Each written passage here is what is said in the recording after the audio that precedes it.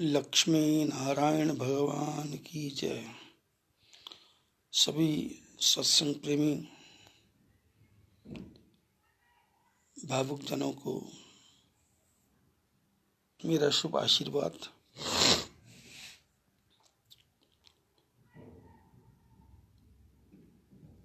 ग्यारह तारीख से सत्संग प्रारंभ है अपना, और आज लगभग 5 तारीख हो गई। ठाकुर जी की कृपा रही और आप लोगों का सहयोग रहा तो ये सत्संग निरंतर चलता रहेगा। और सत्संग में हम भगवान से प्रार्थना कर रहे हैं कि विश्व में जो भयंकर बीमारी है वो शीघ्र ठीक हो,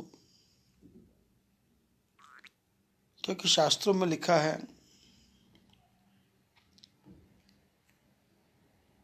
कि राम नाम ही ऐसी औषधि है जो सारे दुखों को दूर कर सकती है।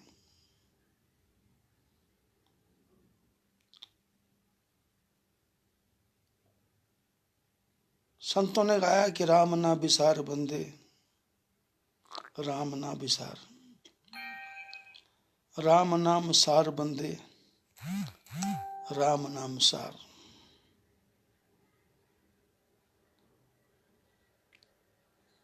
भोले राही चलते जाना, इस जीवन का क्या है ठिकाना। जीवन के दिन 4 बंदे, राम ना बिसार। राम का नाम सार है, लेकिन उसको जपने के लिए मन क्रम वचन तीनों लगाने पड़ेंगे।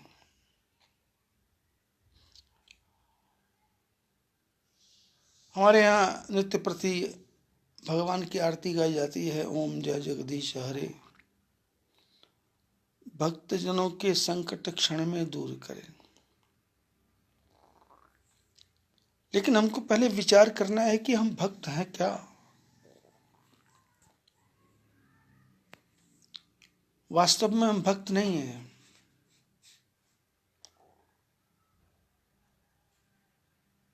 भक्ति में समर्पण होना चाहिए, भक्ति में दासत्व होना चाहिए, भक्ति में तन्मयता होनी चाहिए,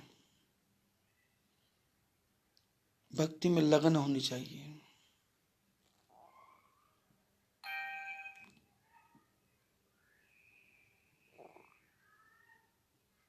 हम संसार के कामों में इतने उलझे हुए हैं कि हर काम करने का समय हमारे पास है, पर भक्ति करने का समय हमारे पास नहीं है।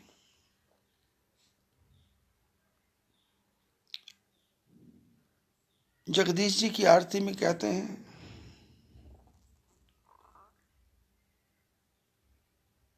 तुम करुणा के सागर, तुम अंतर्यामी।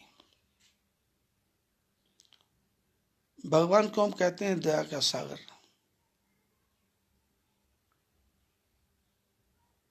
तू ज्ञान का सागर है, तेरी एक बूंद के प्यासे हम।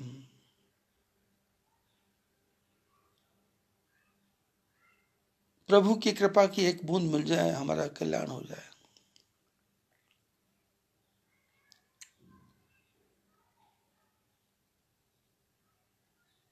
प्रभु का प्यार मिल जाए तब कोई थोड़ नहीं रहती। सच्ची सरकार मिल जाए तक कोई थोड़ नहीं रहती।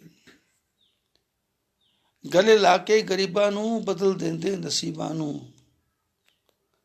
सच्ची सरकार मिल जाए तो कोई थोड़ नहीं रहती। परमात्मा ही मिल गए तो फिर संसार क्या है। संसार तो हमारी मुट्ठी में है। पुराने महात्मा लोग सत्संग सुनाते हैं कि राजा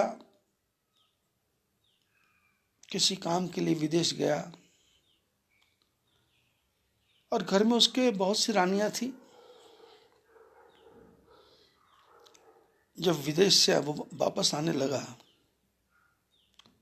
तो रानियों को उसने आग्रह किया कि भाई जिसको जो चीज चाहिए वो लिखो, अपनी अपनी पसंद बताओ।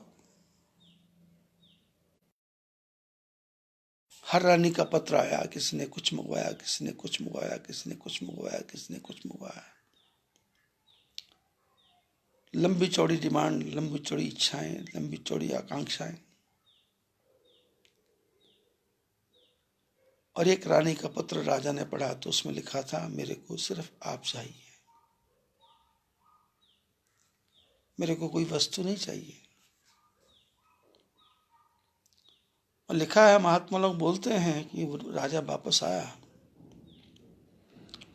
प्रजा प्रसन्न हुई, मंत्री प्रसन्न हुए, देश प्रसन्न हुआ, रानियां प्रसन्न हुई।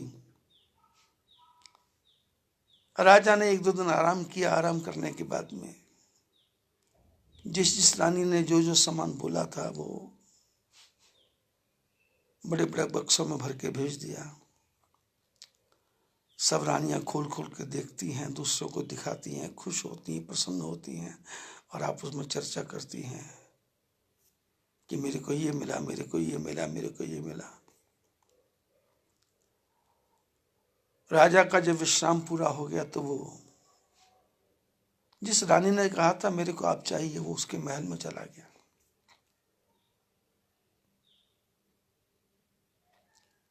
एक दिन हो गया, 10 दिन हो गया, महीना हो गया, 6 महीने हो गए, राजा दूसरी रानी के पास जाता ही नहीं है। रानियों ने शिकायत की कि आप हमारे पास नहीं आते। राजा ने कहा, तुमको सामान चाहिए था, वो तुमको मिल गया, और इस रानी को मैं चाहिए था तो इसको मैं मिल गया। जिसको मैं मिल गया उसको सब कुछ मिल गया। जिसको ठाकुर जी मिल गए वो ठाकुर जी क्या है, तुम करुणा के सागर, और वो अंतर्यामी। उसको बताना नहीं पड़ता कि मेरा पति मेरे को दुख देता है, मेरी सास मेरे को दुख देती है, मेरा ससुर मेरे को दुख देता है, मेरा भाई मेरे को दुख देता है, मेरी पत्नी मेरे को दुख देती है, मेरा पड़ोसी मेरे को दुख देता है, प्रभु ठीक करो। नहीं, भक्त भगवान से कभी कामना करता नहीं। निष्काम भक्ति, बिना कामना के। अंतर्यामी, ठाकुर जी अंतर्यामी है, मेरे दिल की गहराई की बात सुनते हैं वो।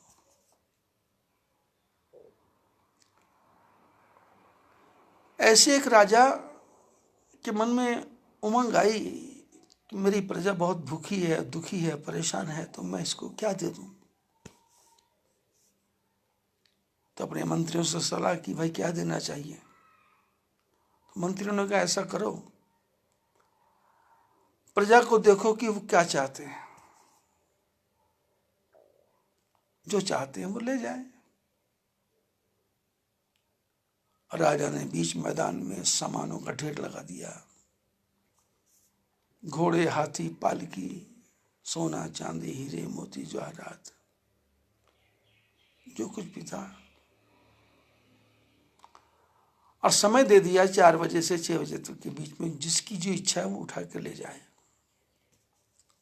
और उसी मैदान के बीच में राजा ने एक ऊंचा सिंहासन लगवाया, उसमें बैठ कर देख रहा है कि मेरे प्रजा की इच्छा कैसे पूरी होती है और को कैसे प्रसन्न होते हैं। लेने वाले को तो भीड़ लग गई, लोग उठा उठा के ले जा रहे, लेकिन ऑर्डर था एक ही चीज लेके जा रहा है।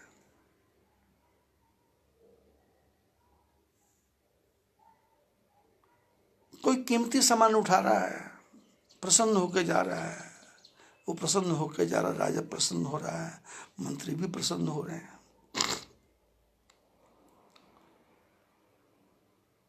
एक लोभी वृत्ति का आदमी आ गया, उसने कहा ऐसा करो, बोरा ले जाओ, तो इसमें मैं अच्छे अच्छे पत्थर भर लूंगा कीमती।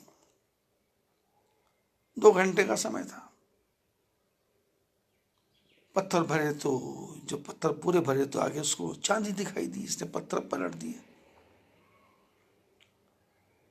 उसने चांदी भरना शुरू कर दिया। चांदी पूरी भरी तो इसको सोना दिखाई दिया। अब सोना भरा, सोना भरते भरते इसको मोती दिखाई दिए। इसने सोना पलट दिया, मोतियों के ढेरों को बोरे में भरने लगा, भरने लगा, भरने लगा। आगे इसको हीरे दिखाई दिए। इसने वो मोती फेंक दिए, हीरों को भरा और समय समाप्त हो गया। और समाप्त होने लगा तो नौकरों ने कहा, भाई टाइम होने वाला है, उठाओ। और इसने बोरा उठाया और बोरा नीचे से फट गया,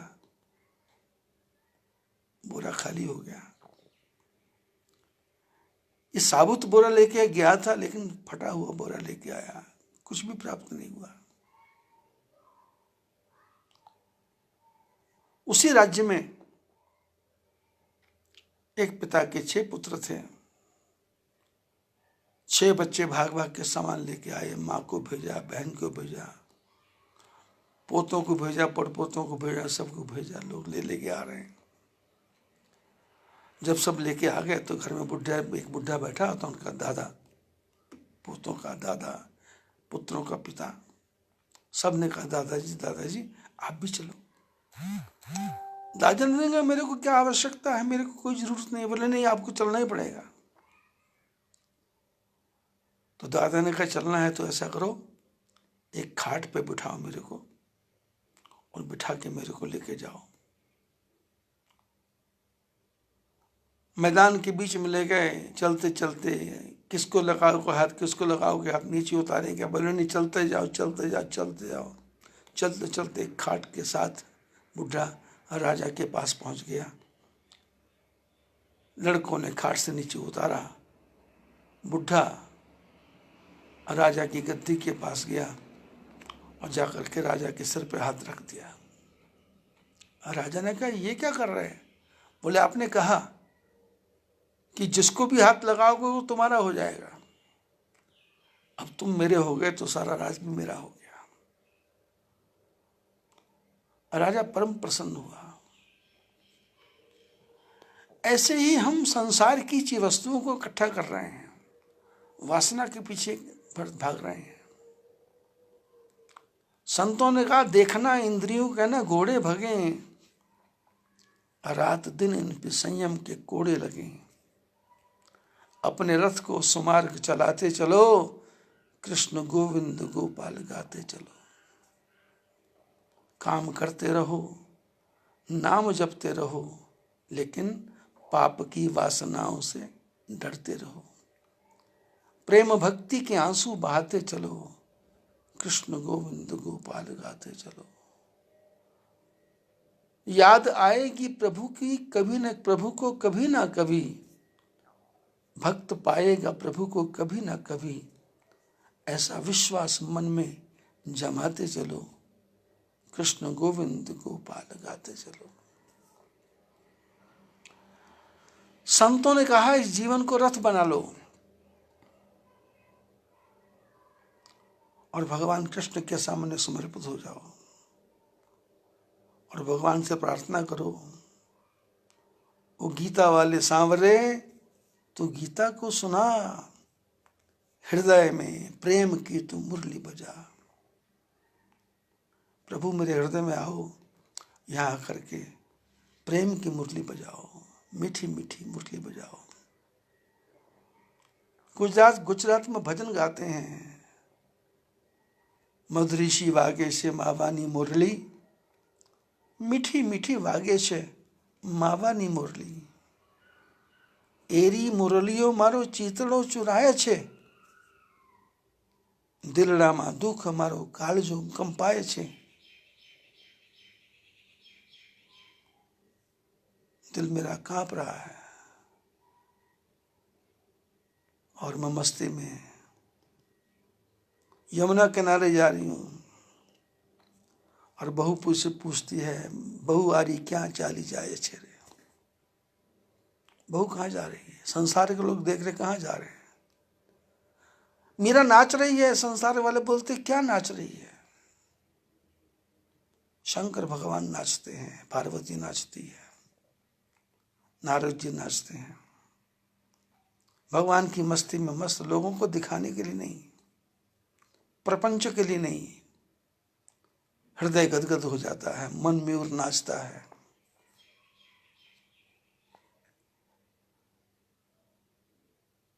गुजरात के लोग एक भजन और गाते हैं, तू तो लेने हरि नु नाम, तारो रखवाड़ो छे राम।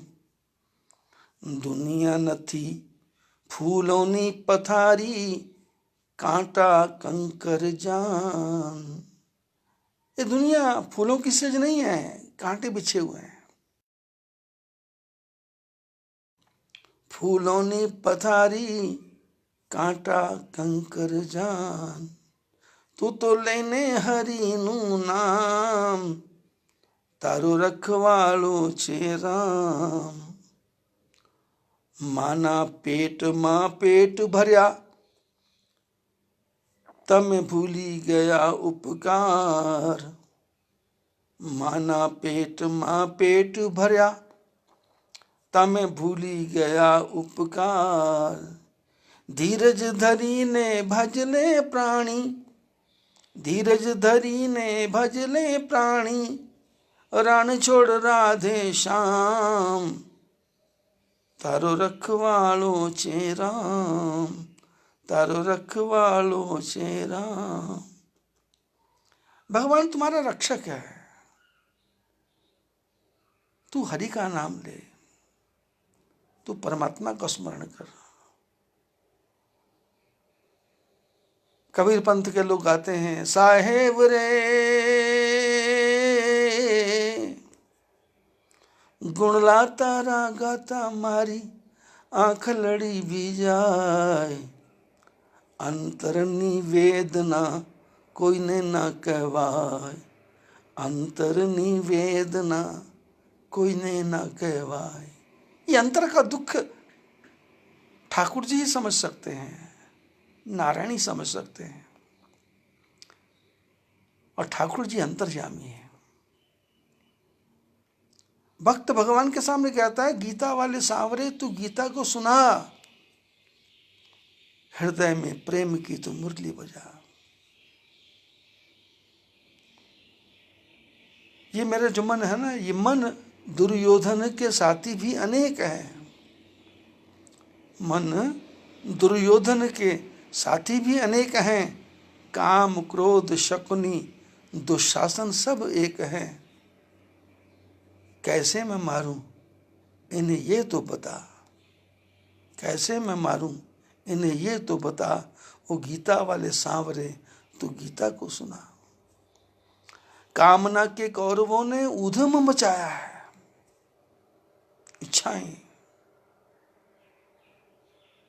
कामना के कौरवों ने ऊधम मचाया है और सारा ही शरीर कुरुक्षेत्र बनाया है। कामना के कौरवों ने ऊधम मचाया है, सारा ही शरीर कुरुक्षेत्र बनाया है।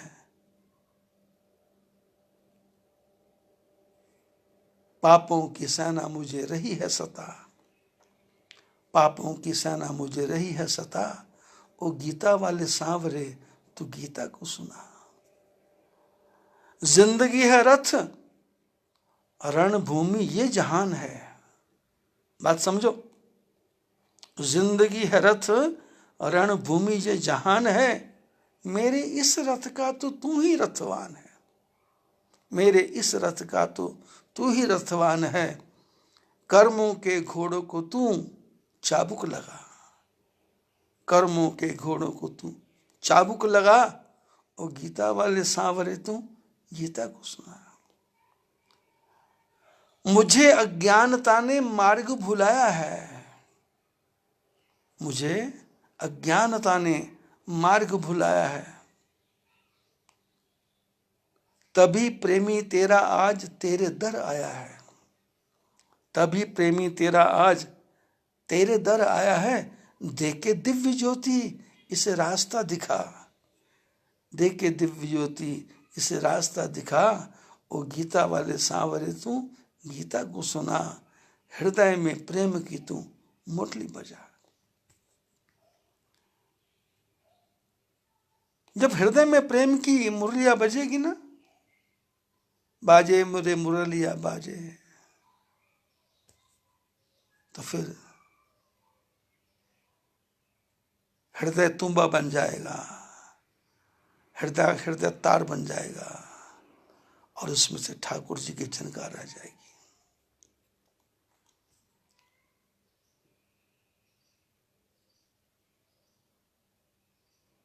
आरती में गाते हैं,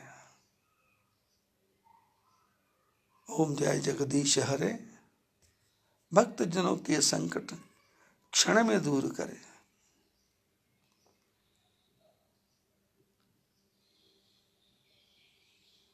तुम करुणा के सागर, तुम अनंतर्यामी, तेरा आधार है, तू अंतर्यामी है। भगवान जब अंतर्यामी है तो उसको दुखड़ा क्या सुनाना, उसको तो पता है, उसको मालूम है बच्चे को क्या चाहिए, उसको मालूम है पुत्र को क्या चाहिए, उसको मालूम है इसकी क्या आकांक्षा है। संसार के एक माता पिता अपने पुत्र को बीमार हो जाए तो 6-6 महीने हॉस्पिटल पड़े रहते हैं, सोना चांदी करके बर्तन बेच देते हैं, हमारा बच्चा ठीक हो जाए, हमारा बच्चा ठीक हो जाए। एक संसार के छोटे से माता पिता अपने बच्चों को दुखी नहीं देख सकते, तो ठाकुर जी हमको दुखी क्यों देखेंगे। और हम भजन गाते गाते विषय विकार मिटाओ, पाप हरो देवा, प्रार्थना करते हैं हम, प्रभु हमारे विषयों को भी तुम हटाओ और विकारों को भी तुम हटाओ और पापों को भी तुम हटाओ। विषय विकार मिटाओ, पाप हरो देवा। और प्रभु ऐसी कृपा करो कि मैं करूं संतों की सेवा, सारे काम छोड़ के संतों के साथ रहूं, संतों का संग करूं। संतों का संग होगा तो संत सन्मार्ग पर लेके जाएंगे, संत सुविचार देंगे, संत सुबुद्धि देंगे, संत मार्ग प्रशस्त करेंगे। आप महाभारत पढ़ेंगे तो पूरी महाभारत का सारा ही सार है समर्पण।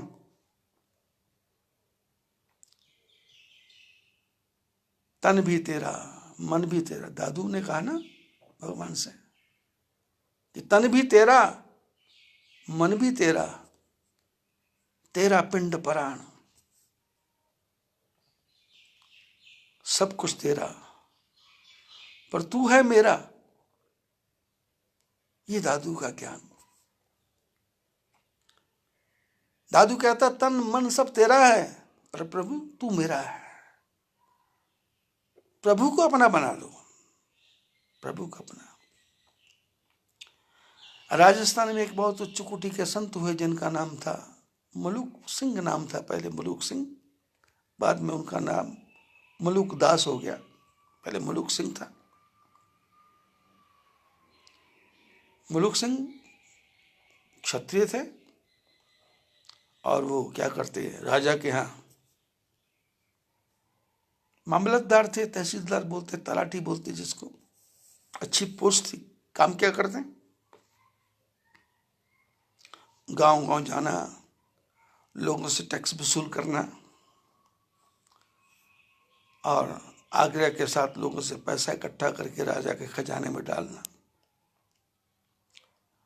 राजा ने सुंदर घोड़ा दे रखा था, सफेद रंग का, उस पर बैठ के जाती है, अलग ही शान थी। साथ में नौकर होते थे, जो वसूली करते थे उसको राजा के यहाँ भेज दे जाते थे। 1 गांव, 2 गांव, 4 गांव, 10 गांव। अब लोग स्वागत करते तो राजा के नौकर का स्वागत कैसे करना है, तो कोई शराब लाता।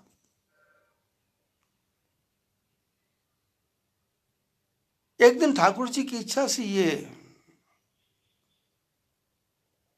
भगवान के मंदिर के सामने ही गेस्ट हाउस था, वहां इसके ठहरने की व्यवस्था कर दी। मलूक सिंह रात को शराब में धुत होकर के सो गया। और प्रातःकाल 4 बजे मंदिर की घंटियां खड़क गई, पूजा का समय हो गया, लोगों ने आना शुरू कर दिया। शंख बजा, घंटियां बजी, घड़ियाल बजा, भगवान की जय जयकार हुई, जोर जोर से लोग आरती करने लगे। और जब आरती की आवाज़ जोर जोर से, घंटी घड़ियाल की आवाज़, नगाड़ों की आवाज़ मलूक सिंह के कान में पड़ी तो इसकी नींद खुल गई। जैसे नींद खुली तो शोर सुना, इतना शोर, तो ये अपनी तलवार निकाल के आया और मंदिर के अंदर घुस गया। तो जितने लोग थे सब चुप हो गए। पुजारी भी आरती करते करते रुक गया। तो इसने गुस्से में कहा, क्या क्या शोर मचा रखा है, ये काहे को शोर मचा रखा है, क्या कर रहे हो आप, दिमाग खराब हो गया क्या? अरे भगवान का भजन मन में कर लो, लोगों की नींद डिस्टर्ब करते हो। ये परमात्मा तुमको क्या देता है? मैं राजा का आदमी हूं, क्या चाहिए? राजा से मैं लिख दूंगा, तुमको भगवान क्या देता है? तो पुजारी ने ठाकुर जी की इच्छा से बोल दिया कि हमारे ठाकुर जी सबको खाने को भोजन देते हैं। मलूक सिंह को क्रोध सा है, शराब का तो नशा था ही, और शराब के नशे में आदमी क्या अनाप शनाप बोले कुछ पता नहीं। मलूक सिंह ने तलवार निकाल के कहा पुजारी को, पुजारी मैं तुम्हारे गांव में 24 घंटे रहूंगा, और 24 घंटे में यदि तुम्हारे ठाकुर जी ने मेरे को भोजन करा दिया तो ठीक है, नहीं तो इस तलवार से तुम्हारी गर्दन काट दूंगा। ऐसा कह के मलूक सिंह पलटा और सारी सभा में सन्नाटा छा गया। किसी की बात समझ में नहीं आई कि हो क्या गया है। और ये चलते चलते घोड़े को वहीं छोड़ दिया, नौकरों को वहीं छोड़ दिया, तलवार लेकर के गांव के बाहर चला गया।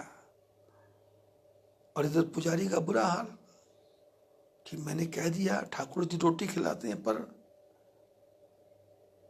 मैंने तो आज तक किसी को खिलाते देखा नहीं, पर ये तो क्या हो गया। ठाकुर जी का, पुजारी का तो बुरा हाल, 24 घंटे जीना है, इसके बाद तो मरना है। मौत सामने नंगा नाच करती दिखाई दे रही पुजारी जी को। भगवान की मूर्ति दिखना बंद हो गया। आरती की थाली रख दी, हाथ पैर कांपने लग गए, जाकर के अपने बिस्तर पे पड़ गया। मलूक सिंह गांव के बाहर एक बहुत बड़ा बरगद का पेड़, उस पेड़ के ऊपर चढ़ गया। वो इतना घना पेड़ था कि उसमें यदि कोई छुप जाए तो दिखाई नहीं देता था। मलूक सिंह पेड़ के अंदर जाके छुप गया और समय बीतता गया। 4 बज गए, 5 बज गए, 6 बज गए, कोई रोटी खिलाने नहीं आ रहा। रात के 8 बज गए। गांव के किसान धीरे धीरे अपने बैलों को लेकर के, जोड़ियों को लेकर के किसान अपने खेतों की तरफ जा रहे हैं। और वो पेड़, बरगद का पेड़ इतना बड़ा कि उसके नीचे बड़ा अच्छा चबूतरा बना हुआ था। तो लोग सब उस पर बैठते हैं, थोड़ी देर आराम करते हैं और आपस में चर्चा करते हैं, बातें करते हैं। तुम्हारा कितना धान हुआ, तुम्हारी कितनी गेहूँ हुआ, तुम्हारी कितनी सरसों हुई, तुम्हारी कितनी दाल हुई। तो आदमी लोग आपस में बात करते हैं कि मेरा तो 500 बोरी हुआ, मेरा 200 बोरी हुआ, मेरा 100 बोरी हुआ, मेरा 20 बोरी हुआ। और मलूक सिंह ऊपर बैठे बैठे देख रहा है कि ये मूर्ख लोग मेरे को झूठ बोलते हैं कि हमारे पास कुछ नहीं है। अरे अच्छा हो गया मैं यहाँ आ गया, ये पूरे गांव की पुल पट्टी का पता लग गया। अब कल सवेरे पुजारी का तो जो होगा सो होगा, इन गांव वालों को भी मैं देखूंगा, इनसे टैक्स पूरा लूंगा। नीचे किसान बैलों को लेके चले जाते हैं। रात के 10-11 बजे तक बैल चलते रहते हैं, चलते रहते हैं, आदमी आते रहते हैं। करते करते करते करते रोटी नहीं आई। रात के 12 बज गए। जैसा कि मैंने एक दिन बताया था कि 12 बजे के बाद चोरों का समय होता है। तो डाकुओं को किसी ने बता दिया था कि इस दिन पूरा गांव खाली रहेगा, औरतें घर में रहेंगी, गांव खाली रहेगा, लूट मार का समय ठीक है। अब जो इनका भेद देने वाला था वो भी इसी पेड़ के नीचे आके बैठ गया। डाकू घोड़े पे बैठ के तड़ातड़ करते करते पहुंच गए 15-20।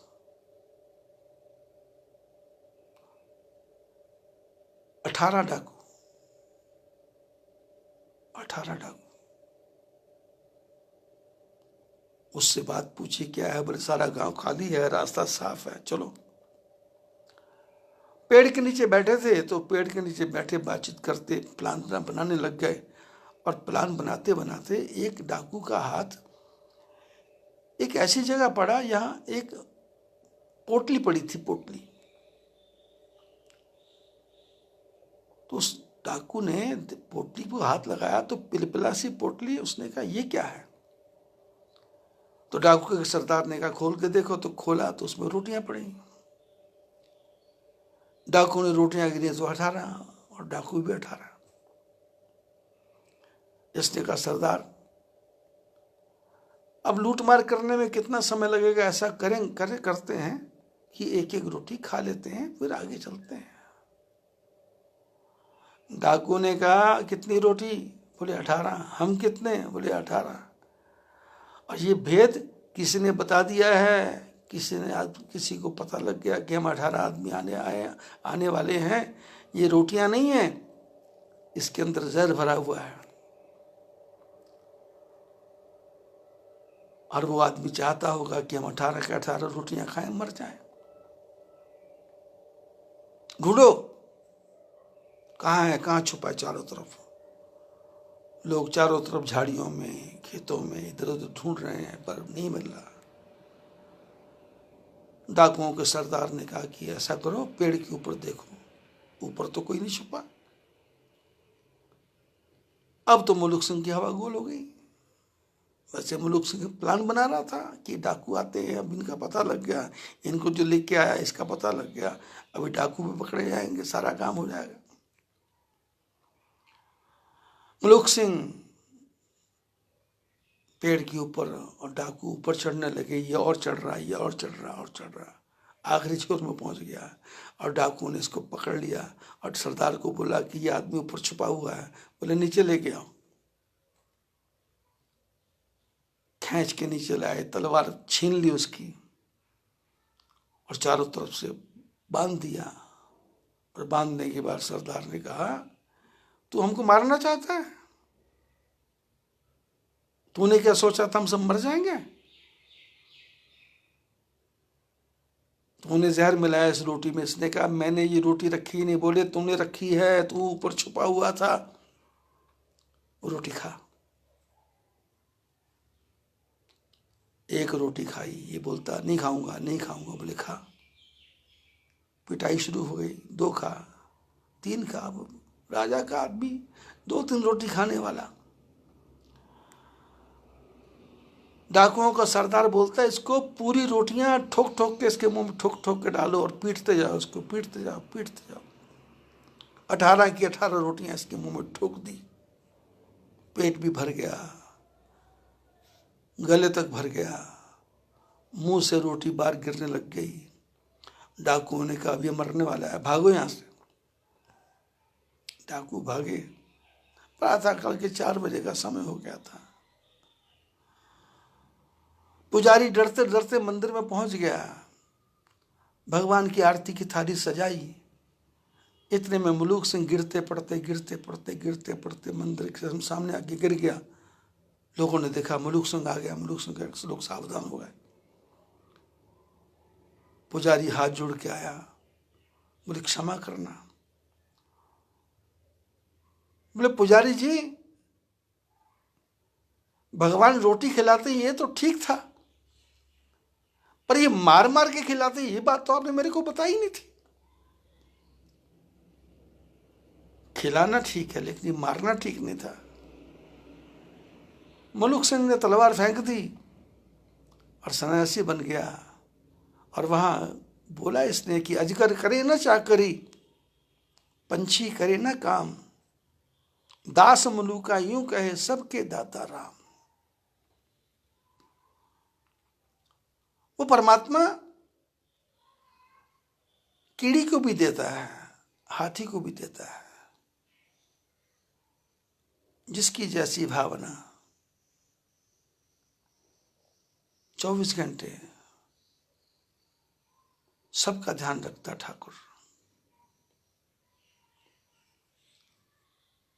भगवान को अपना बना लेंगे तो फिर संसार के वस्तुओं की इच्छा होगी नहीं। वो तो इतना भंडार भर देगा कि तेरे दरबार की आली निराली शान वो देखी, तुझे देता नहीं देखा मगर झोली भरी देखी।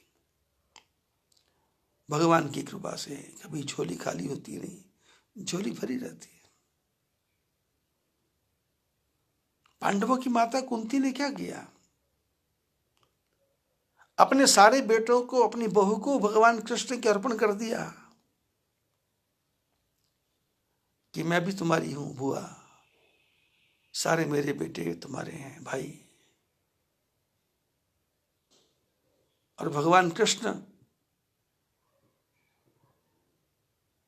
एक दिन भी पांडवों का साथ छोड़ते नहीं है। अब महाभारत पूरा पढ़ोगे तो आपको हर कदम पे चमत्कार दिखाई देगा, चमत्कार दिखाई देगा। भगवान कृष्ण सुदामा का भी साथ देते हैं। भगवान कृष्ण शिशुपाल को भी क्षमा करते हैं। भगवान कृष्ण जरासंध को भी क्षमा करते हैं।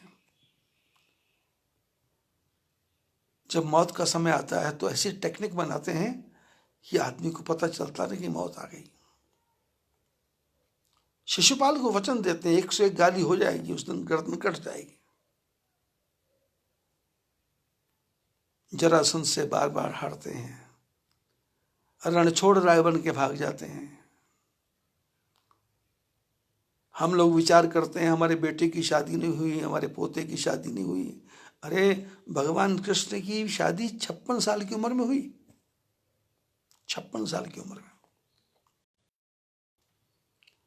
और बलराम जी की जो शादी हुई है वो अपने से बड़ी लड़की से हुई, जो 7-8 साल बड़ी थी। मां का सुख नहीं मिला, पिता का सुख नहीं मिला, जीवन भर कष्ट ही कष्ट, कष्ट ही कष्ट, कष्ट ही कष्ट आया। पर भगवान ने उस कष्टों को भी अमृत बना लिया।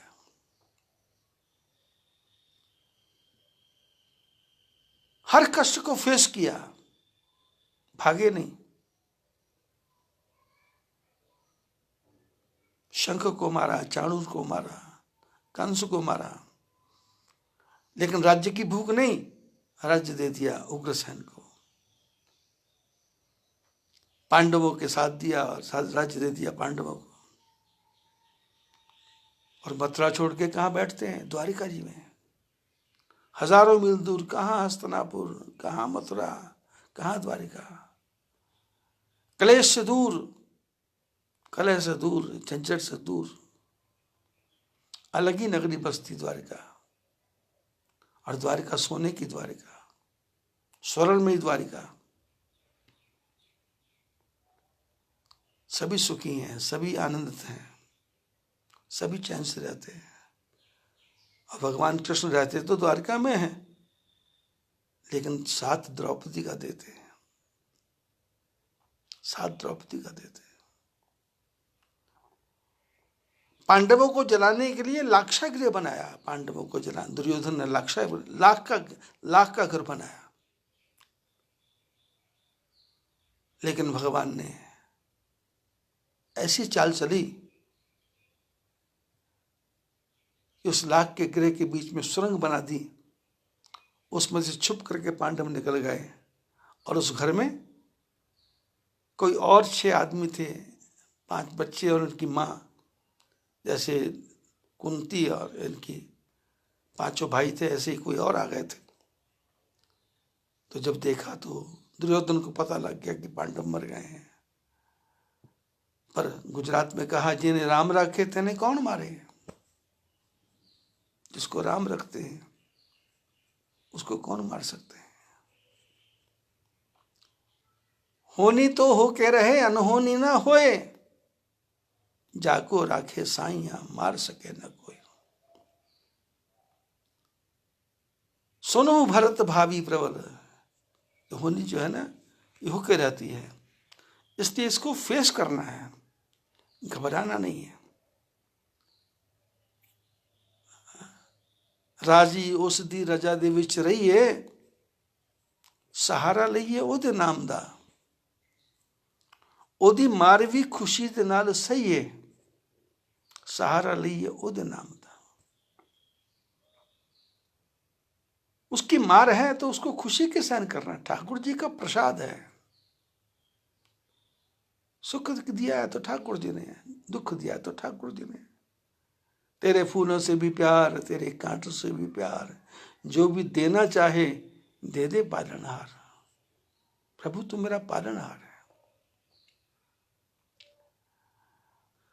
द्रौपदी कृष्ण की भक्ति करती है और कृष्ण द्रौपदी की भक्ति करता है, क्योंकि शास्त्रों में लिखा है आप भगवान को याद करेंगे तो भगवान आपको याद 24 घंटे रखता है।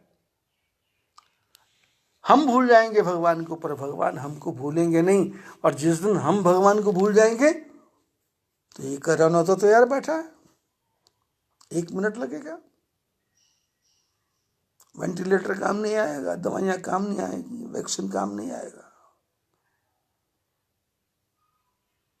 वो याद रखे, उसको मेरी याद रहे, और वो 24 घंटे। कबीर से किसी ने कहा, कबीर जी भजन पूजा पाठ नहीं करते हो? कबीर ने कहा भजन पूजा पाठ बंद कर दिया भैया, मेरा सुमिरन हरि करे मैं पायो विश्राम। बोले मैं भगवान का भक्ति नहीं करता, उल्टा भगवान मेरी भक्ति करता है, भगवान ही मेरे को याद करते हैं। बोले कैसे? बोले शरीर कौन चला रहा है? ठाकुर जी। सांस ठाकुर जी, बुद्धि ठाकुर जी, आंख नाक कान सब। कितना सुंदर शरीर बनाया है। शीशे में हम 20-20 बार देखते हैं, अपने रूप को देखते हैं और अपने को देख के खुश होते हैं,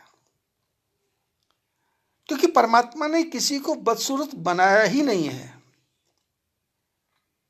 आपको लगता है ये सांवला है, ये काला है, ये गोरा है ना? ठाकुर जी ने पैदा जब किया तो पैदा करते बता दिया कान में कि तेरे जैसा जीव मैंने संसार में आज तक भेजा नहीं, इसलिए तेरे को मुट्ठी बंद करके भेजना हूं। इस मुट्ठी में तेरा भाग्य है, इसमें जो खर्च करना कर, जो कमाना कमा। और जब तू संसार को छोड़ के जाएगा तो तेरे हाथ बंद नहीं होंगे, खुले होंगे, और तेरे कपड़े भी नहीं होंगे, ऊपर से कफन होगा, उस कफन में जेब भी नहीं होगी। लोगों को तो खाली हाथ दिखाएगा। सिकंदर जब गया दुनिया से दोनों हाथ खाली थे, दोनों हाथ खाली। सारे संसार का धन जोड़ो, लेकिन तुम्हारी जो अच्छाइयां हैं वो तुम्हारे साथ जाएंगी। तुम्हारे अच्छे कर्म तुम्हारे बैकुंठ तक साथ देंगे, तुम्हारा पुण्य तुम्हारे साथ चलेगा। इसलिए पुण्य करो या ना करो, पर मन में पुण्य का विचार तो करो। मन को अच्छाई की तरफ मोड़ो। अब मन को अच्छाई की तरफ मोड़ना कैसा? तो मैं बोलता हूं मंत्र जप करो, भगवान के भजन गा लो, भगवान का कीर्तन गा लो, भगवान की आरती गा लो, पूजा पाठ कर लो। घर में खाली बैठे तो घर की सफाई कर लो, पुराने कपड़े उनको सुखा लो, पुराने कपड़े उनको धो लो, रजाइयों को फाड़ के उसको रुई भरो, फिर उसमें नगाई गदाई करो। दुनिया में जीना है तो कुछ काम किया कर, कोई काम ना मिले तो पैजामा उधेड़ उधेड़ के सिया कर। अब मन को तो लगाना है। मन को अच्छे काम में नहीं लगाओगे तो बुरे काम में लगेगा। और मन को अच्छे काम में लगाने के लिए तो ठाकुर जी के चरणों का सहारा है।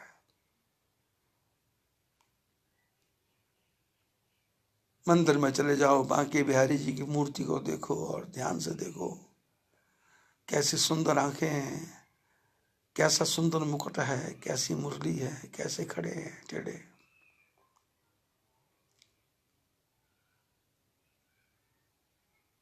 मन के मंदिर में प्यारे बिठा ले उसे, मन के मंदिर में बिठा, मन के आसन पे बिठा उसको,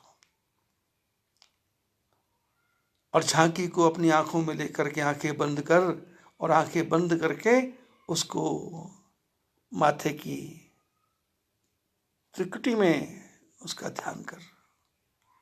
आंख बंद करके देख ठाकुर जी दिखते हैं क्या, उनका श्रृंगार दिखता है क्या, उनका फेंटा दिखता है क्या, उनकी धोती दिखती है क्या, उनके गले में बैजंती माला दिखती है क्या, कैसा मधुर मधुर मुस्कुरा रहे हैं। अधरम मधुरम हसनम मधुरम चरणम मधुरम, मधुराधिपति, जिनकी हर बात मधुर है। अवलोकनी बोलनी मिलनी प्रीति परस्पर हास। अवलोकनी देखना, बोलनी बोलना, मिलनी मिलना, प्रीति प्रेम करना, परस्पर हास करना। आंख बंद करोगे तो ठाकुर जी का दर्शन, आंख खोलोगे तो सारा संसार सिय राममय सब जग जानी, करूं प्रणाम जोर जुग पानी। सारा संसार सिया राम में है, सिया राम।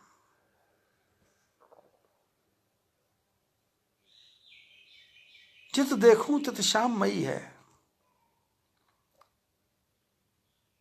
आंख हमारी उगड़े त्या सीताराम जो। आंख खुले, आंख बंद हो तो भगवान देखें, आंख खुले तो बंद। और परिवार में सेवा करूं तो परिवार नहीं है, ठाकुर जी ने मेरे को सहायक दिए हैं मेरी सहायता करने के लिए। मेरी पत्नी है, मेरा पुत्र है, मेरा भाई है, मेरा मित्र है। मैं इनको कमा के नहीं खिला रहा, ये मेरी सेवा कर रहे हैं, इनके कारण मेरे में ताकत आ रही है। जीवन में अच्छा पति होगा, अच्छी पत्नी होगी तो जीवन में कभी दुख नहीं है, लेकिन एक दूसरे की बात को काटते जाएंगे तो मामला खराब हो जाएगा। महाभारत के युद्ध में क्या हुआ?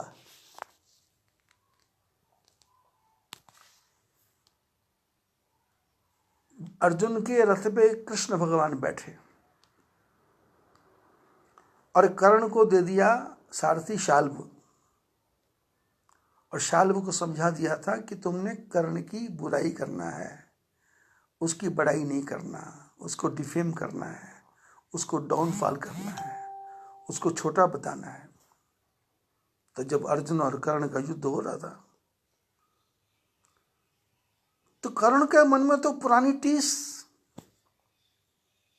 क्योंकि समाज में तुम जितना मर्जी छुपाओगे पता तो लग जाएगा। कोई सुत पुत्र कहता, कोई अंगराज कहता, लेकिन कर्ण को पता था। कुंती ने बता दिया था कि तुम मेरे पुत्र हो, मेरी तरफ आ जाओ, पर कर्ण ने कहा नहीं मां।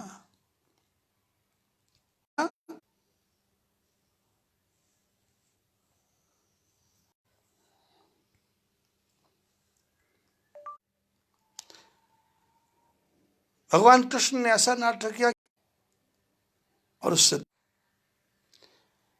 इंद्र आया कर्ण के पास में कि मेरे को दान दो, क्या चाहिए। क्योंकि जब कर्ण पैदा हुआ था तो भगवान ने उसको छाती पे कवच लगा दिया था, सोने का कवच।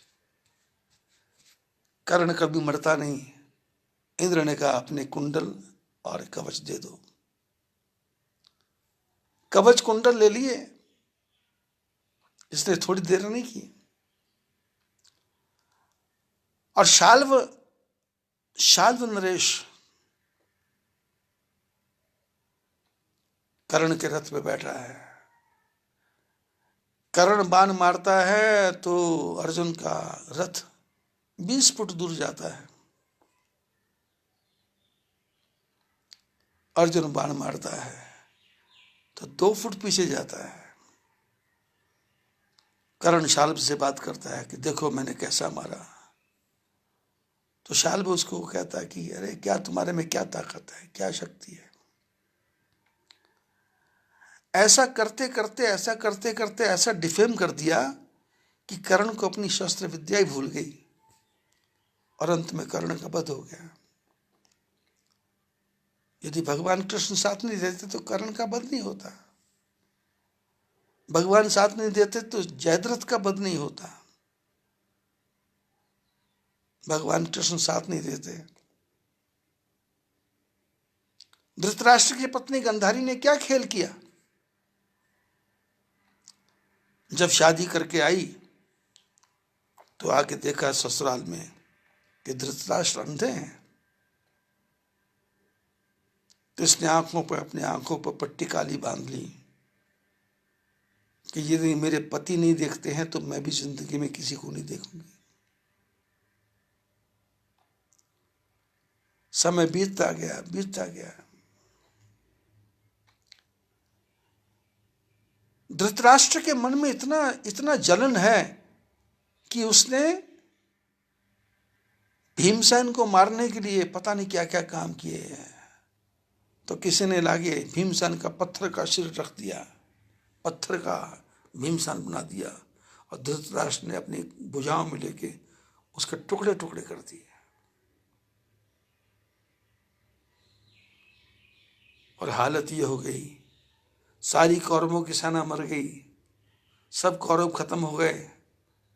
दुर्योधन जिंदा था, अश्वत्थामा जिंदा था।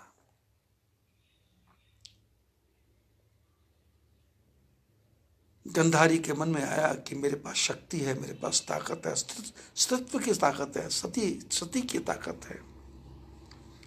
मैंने अपने पति को छोड़ के आज तक जिंदगी में किसी को देखा नहीं, आंख नहीं खोल के देखा, पट्टी बांध के रखी। तो इसने दुर्योधन को कहा, दुर्योधन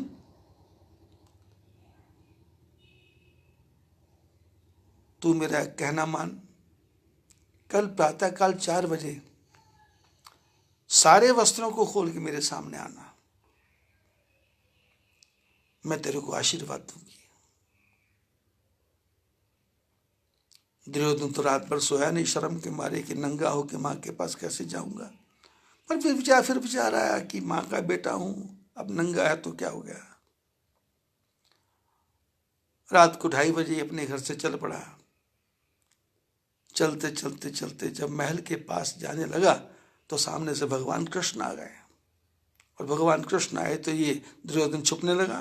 भगवान कृष्ण बोले, भाई छुपते काहे को हो, तुम भी आदमी हो, मैं भी आदमी हूं, शर्माने की बात क्या है। पर ये नंगा होके ये कौन सा तरीका भाई। बोले मां ने आज्ञा दी है कि नंगे हो के आओ। भगवान कृष्ण बोले, पागल हो गया तू, अरे कपड़ा पहनने को मना किया होगा तो क्या हो गया, पत्ते बांध ले, थोड़ा सा नीचे का अंग ढक ले और फिर मां के पास चला जा। वस्त्र पहनने को मना किया है, पत्ते बांधने को तो मना नहीं किया है। दुर्योधन ने कहा ये बात ठीक है, मेरे को भी शर्म आ रही थी। और ऐसा कह के ठाकुर जी चले गए। दुर्योधन ने पत्ते बांधे और माँ के महल में गया। माँ ने बेटे के पैर की आवाज़ पहचान ली। बोले बेटे आ गया? बोले हाँ आ गया। कोई वस्त्र तो नहीं पहना? बोले नहीं माँ, कोई वस्त्र नहीं पहना। गंधारी ने कहा यदि मेरे अंदर थोड़ी सी भी शक्ति है तो मैं अपनी आंखों की पट्टी खोलती हूँ, अपने पुत्र दुर्योधन को देखती हूँ, जहाँ जहाँ मेरी दृष्टि पड़ेगी वो सारा शरीर वज्र का हो जाएगा और ऐसा शरीर होगा कि तुमको कोई मार ही नहीं पाएगा, तुम अजर अमर हो जाओगे। द्रौपदी ने पट्टी खोली, दुर्योधन को ऊपर से नीचे देखा, लेकिन जब कमर में देखा तो पत्ते बंधे हुए थे। गंधारी ने कहा, दुर्योधन तेरे को रास्ते में कहीं कृष्ण तो नहीं मिला? बोले, हाँ, मैं कृष्ण मिला था। गंधारी ने उस समय श्राप दिया कि मेरे वंश का विनाश करने वाला जो है भगवान परमात्मा, उसके वंश का भी विनाश करेगा। इतना बड़ा श्राप लेने के बाद भी ठाकुर जी अपने भक्तों की रक्षा करते हैं, और हम कहते हैं भक्त जनों के संकट क्षण में दूर करें। अरे वो तो क्षण क्षण तुम्हारे साथ हैं, वो तो कोई घड़ी ऐसी नहीं जो तुम्हारे से दूर नहीं। तुम्हारी आंख में ताकत नहीं है, तुम्हारी आंख में शक्ति नहीं है, तुम्हारी आंख उधर जाती नहीं है। पल पल में चमत्कार किया भगवान ने। पैदा होने से लेकर के मृत्यु तक भगवान सहायता करते हैं। एक घड़ी भी भगवान हमारे से दूर जाते नहीं है, आत्मा के अंदर बैठते हैं, अंदर बैठ करके सारे शरीर का संचार करते हैं, सारे शरीर का संचालन करते हैं। भगवान कृष्ण अपने भक्तों की रक्षा किस किस प्रकार से करते हैं?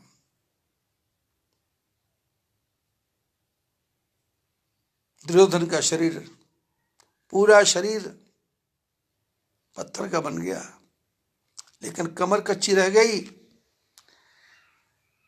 भीमसेन को बलराम जी ने कहा था गदा युद्ध सिखाते सिखाते कि गदा युद्ध का नियम है कि पेट के नीचे बार नहीं करना,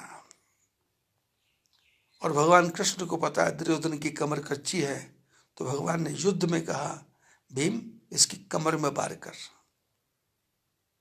कमर में बार कर, और कमर में बार किया और उसके दो टुकड़े हो गए। दुर्योधन के दो टुकड़े हो गए, अलग अलग नहीं हुए, बस टूट गई कमर। और हालत ये हो गई कि दुर्योधन के शरीर को पक्षियों ने भी नहीं खाया, क्योंकि पत्थर के शरीर को कौन खाता था। जड़ा मूला तो ते गए, जिना दुखाए संत, तीनों ताला कर गए, रावण कैरव कंस। जो संतों को दुख देता है उसका विनाश हो जाता है। रावण भी गया, कौरव भी गए, कंस भी गए। और भगवान कृष्ण कहते हैं यदि यदुवंशी हैं और वो भी गलत कार्य करते हैं तो उनको भी जिंदा रहने का कोई अधिकार नहीं है। मैं सत्य का साथ दूंगा, मैं ज्ञानी का साथ दूंगा, मैं भले आदमी का साथ दूंगा, पर बुरे आदमी को भी मैं मारूंगा नहीं, उसका जीवन पूरा होगा। महात्मा लोग कथा सुनाते हैं कि कोई चोर अपने गांव से दूर चोरी करने के लिए गया, तो जंगल का रास्ता था। अब जंगल में तूफान आ गया, आंधी आ गई, ओले पड़ने लग गए, झरझर झरझर पत्ते गिरने लग गए, डालियां गिरने लग गई। चोर ने देखा मेरे प्राण संकट में है, मैं मर जाऊंगा, मेरा जीवन खत्म हो जाएगा। चोर ने कहा कहाँ बचूं, पेड़ के नीचे कहाँ छुपूं?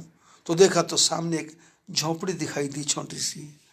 वो झोपड़ी के पास पहुंचा, झोपड़ी के अंदर दीपक जल रहा था, झोपड़ी का दरवाजा बंद था। इसने झोपड़ी में जाके अंदर महात्मा रहते थे। महात्मा जी सोने के समय था तो थोड़ा ठाकुर जी की पूजा कर रहे थे, ठाकुर जी के सामने बैठे थे, भगवान की पूजा में लगे हुए थे कि अब बाहर आंधी है, थोड़ा सा भगवान का भजन कर लेते हैं, क्योंकि शोर में कहाँ नींद आएगी। चोर ने दरवाजा खटखटाया तो अंदर से महात्मा जी ने पूछा कौन, तो चोर बेचारा घबराया हुआ था तो इसने बोल दिया मैं चोर। अब जब चोर सुना तो फिर अब चोर का नाम सुन के कौन दरवाजा खोलेगा। महात्मा जी ने कहा दरवाजा नहीं खुलेगा भाई। इसने कहा मैं मर जाऊंगा, मेरे प्राण चले जाएंगे, मेरा शरीर ठिठुर रहा है, ओले पड़ रहे हैं, बर्फ गिर रही है, मैं भगवान की सौगंध खा के बोलता हूं मैं आज से चोरी नहीं करूंगा। महात्मा जी ने कहा नहीं, तुमने कितनों का घर बर्बाद किया होगा, तुमने कितने का धन चोरी किया होगा, किसी ने अपने पिता की दवाई के लिए पैसा रखा, तूने चोरी किया, किसी ने अपने मकान बनाने के लिए पैसा रखा, तूने चोरी किया, किसी ने अपनी बेटी की शादी के लिए पैसा रखा, तूने चोरी किया, किसी ने किस दूसरे तीसरे काम के लिए रखा, पर तूने सबके दिलों को दुखाया है, तू ऐसे मर जा तो ठीक है। इसने कहा कृपा करो दरवाजा खोल तुम। ये कहता मैं पूजा कर रहा हूँ। महात्मा जी ने कहा मैं पूजा कर रहा हूँ। तो जो पूजा मूर्ति थी सामने, मूर्ति में से आवाज आई महात्मा जी दरवाजा खोलो ना। तो महात्मा जी भगवान से बात करने लगे, प्रभु ये चोर है, इसका दरवाजा नहीं खुलना चाहिए। भगवान ने कहा तेरे को कब पता लगा चोर है। महात्मा जी ने कहा इसने बताया। बोले यदि ये बोलता मैं रामलाल श्यामलाल हूं तो तू दरवाजा नहीं खोलता था। बोले खोलता था। तो बोले कब पता लगा चोर है। बोले अभी। बोले तेरे को अभी पता लगा यह चोर है और मेरे को 50 साल से पता चोर है, पर मैंने इसकी बोलने की शक्ति खत्म नहीं की, चलने की शक्ति खत्म नहीं की, हंसने की शक्ति खत्म नहीं की। मैंने इसके पूरे शरीर की रक्षा करता हूं। यदि तुम्हारी जगह मैं होता तो मैं तो उसको पहले मार देता। दंड देना कर्म करना इसका काम है, दंड देना परमात्मा का काम है, तेरा काम नहीं है। दरवाजा खोल। और महात्मा जी उठे। जैसे दरवाजा खोला तो सामने स्वयं ठाकुर जी कृष्ण भगवान खड़े हैं। इसने कहा प्रभु आप। तो भगवान ने कहा तो मैंने कहा ना मैं चोर हूं, मैं चोर नहीं हूं क्या? माखन चोरने वाला, गोपियों के वस्त्रों को चुराने वाला, भक्तों के पापों को चुराने वाला, मैं तो महाचोर हूं। परमात्मा की भक्ति करना है तो वैमनस्य नहीं करना, विरोध नहीं करना, सच्चे ज्ञान की शिक्षा देना और 24 घंटे परमात्मा का स्मरण करना। आज बस इतना ही, बाकी कल और फिर वही विशेष प्रार्थना जो बातें मैं फेसबुक पर डालता हूँ उसको अनुसरण करो। और मैंने टेलीग्राम ऐप भी बनाया है, आप चाहें तो टेलीग्राम ऐप भी सुन सकते हैं सत्संग, उस पर भी सत्संग आज से आना शुरू हो जाएगा। और ज़्यादा से ज़्यादा लोग जो इसमें जुड़ना चाहें वो जुड़ें और औरों को भी जोड़ें और ज़्यादा से ज़्यादा लोगों को शेयरिंग करें, लोगों को बोले फॉलोइंग करो, फ्रेंड्स बनो। अब करते करते करते करते 1000 से ज़्यादा फ्रेंड बन गए हैं मेरे फेसबुक पे। तो 1000 लोग तो कथा सुन ही रहे हैं और इसको मैं लगभग 50,000 से ज़्यादा, कल की गिनती है 50,000 से भी ज़्यादा चले गया गिनती। और लोग मेरे विचारों से सहमत हैं। मैं लंगर लगाने को बोलता हूँ, अच्छे काम करने को बोलता हूँ, तो बड़ी बड़ी कंपनी वालों ने आज ऑफर देना शुरू किया है। प्रवासी भारतीय जगह जगह से आ रहे हैं, वो सब लोग अपने अपने ठिकाने पहुँचे।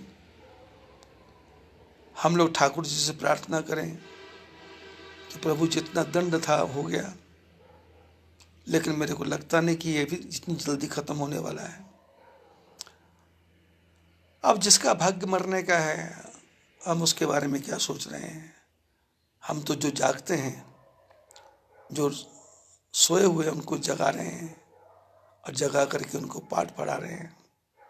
इसमें आप भी सहयोग दो और मेरा फ़ोन नंबर है, सबको दो, क्योंकि बात मैं करता नहीं किसी से फ़ोन पे। फ़ोन मेरा साइलेंट रहता है, डोंट डिस्टर्ब पे रहता है।